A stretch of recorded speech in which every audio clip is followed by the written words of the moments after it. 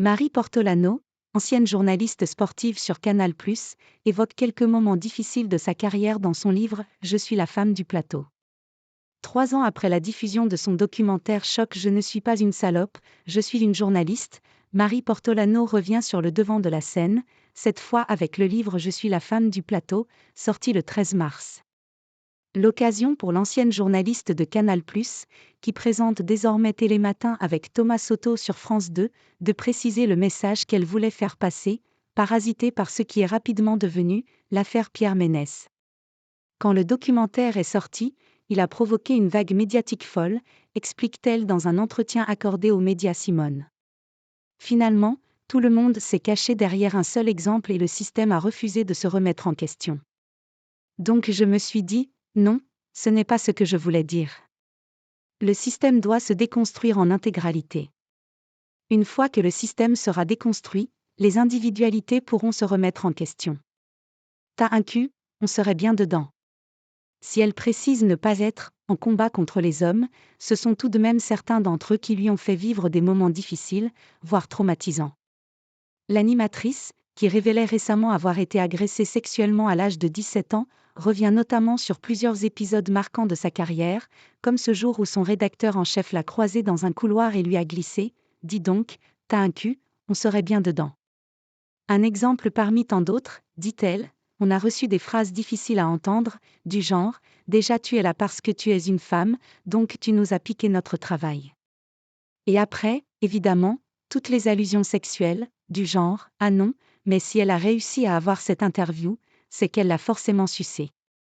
Des remarques blessantes qui, longtemps, lui ont fait ressentir le syndrome de la présentatrice stupide d'un plateau de télévision. Le syndrome de la Schtroumpfette. J'ai toujours eu envie d'être journaliste sportive.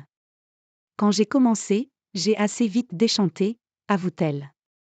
Je me suis rendu compte plusieurs fois qu'en fait, je n'avais pas été embauchée pour ma compétence, mais plutôt pour ce que je pouvais représenter à l'antenne. La seule chose dont ils ont besoin, c'est d'une femme. Pour Marie Portolano, aux yeux de certains patrons de chaîne, une présentatrice télé est forcément bête, jusqu'à preuve du contraire. Les journalistes sportives souffrent du syndrome de la Schtroumpfette, et d'ailleurs ça a posé problème dans la sororité, je trouve, puisque le système nous a tellement fait croire, expliqué qu'on était unique et qu'on ne pouvait être qu'unique, qu'on s'accrochait chacune à notre place, poursuit-elle. Un jour, on m'a même dit, la femme du plateau, on arrête, ça ne marche pas, ça ne fonctionne pas. En fait, je ne suis personne d'autre que la femme du plateau. Ses lunettes au Canal Football Club.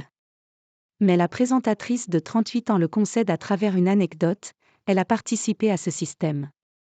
Parce que j'ai accepté ces codes. Quand on m'a demandé d'être bien habillée, bien maquillée et bien coiffée, j'ai dit, oui bien sûr, il n'y a pas de problème, je le serai, reconnaît-elle. Les gens s'attachaient énormément à ce à quoi je ressemblais. J'ai eu beaucoup de débriefs de mes tenues, de mon look, et c'est devenu parfois plus important que ce que je disais. Et d'enchaîner avec un souvenir de son passage au Canal Football Club, j'ai porté des lunettes dans une émission de sport. J'ai été entêtée, en trending topic, les sujets tendances sur Twitter, notes de la rédaction, les gens me parlaient uniquement de mes lunettes et les messages étaient uniquement à caractère sexuel. Et ce qui est terrible dans cette histoire, c'est que les messages m'ont fait plaisir. Je me suis dit, mais ça y est, enfin, les gens me parlent, enfin j'existe sur ce plateau.